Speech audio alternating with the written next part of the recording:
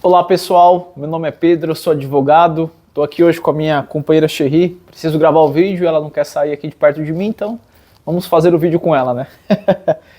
Pessoal, quero falar sobre uma coisa muito importante hoje.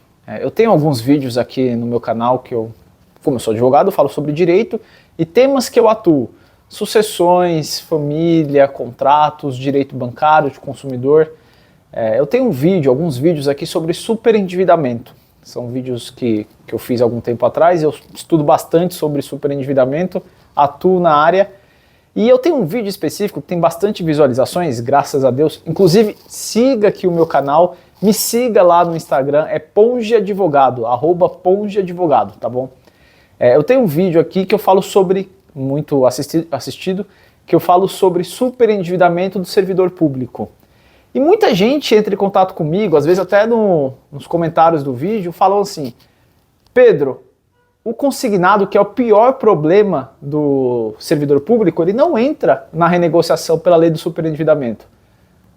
Por que você está falando sobre superendividamento para servidor público se o consignado, que é o maior problema, não entra? Gente, muita atenção, né? Vamos resolver isso de uma vez por todas. O consignado entra na renegociação pela lei do superendividamento. Agora, tem um ponto importante, é verdade. O consignado não pode ser observado, analisado, para verificar se o servidor é superendividado. A lei do superendividamento, ela traz duas situações. A primeira, a gente precisa ver se o consumidor é superendividado. Segunda situação, ele sendo superendividado, ele pode entrar com um processo pedindo a renegociação de todas as dívidas de consumo. A lei do superendividamento, ela foi criada em 2021 e lá na lei tem um artigo dizendo que haveria uma regulamentação. É muito comum que leis aqui no Brasil sejam criadas, mas para que elas tenham eficácia, elas precisem de uma regulamentação. Essa regulamentação muitas vezes é feita através de um decreto, um decreto presidencial. Foi isso que aconteceu com a lei do superendividamento. Existe um decreto que regulamenta essa lei. E nesse decreto, lá tem diversos instrumentos, né, que inclusive são bem questionáveis, mas lá diz que só vai ser considerado superendividado o consumidor que ao final do mês tiver menos de R$600 para viver. E ele traz lá uma regra para a gente calcular, né, se o consumidor vai ficar ou não com esses R$600. Como calcula esses R$600? E ele diz lá nessas regras, uma dessas regras é que o consignado não pode ser incluído para verificar se o consumidor é ou não superendividado. Então, vamos lá, por partes. O consignado é muito comum, a gente tem aqui servidores estaduais, federais, municipais, né? Cada ente tem a sua lei, tem a sua regra. Dá para contrair consignado também quem é pensionista do INSS, quem é seletista. Seletista é muito raro a gente encontrar um seletista que tenha consignado, mas acontece, eu já vi alguns casos assim. Mas, em regra, essas leis que tratam do consignado, elas trazem um teto, geralmente 35% da remuneração do servidor.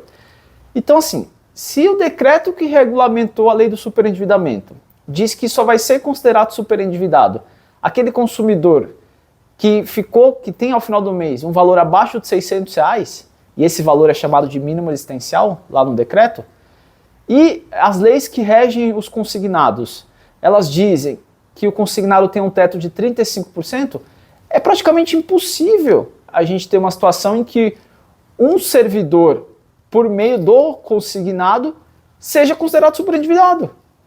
Porque se só pode descontar 35% do contra-cheque desse servidor, nunca que ele vai ficar com R$600, abaixo de R$600. Ah, Pedro, mas se somar o consignado, se somar o empréstimo pessoal, somar um cartão de crédito, ele ficaria. Concordo. Mas na hora de fazer o decreto não se pensou dessa forma. Se pensou do jeito que eu estou falando para vocês. Se a lei fala 35%, como é que 35% de uma remuneração vai ficar abaixo de R$600?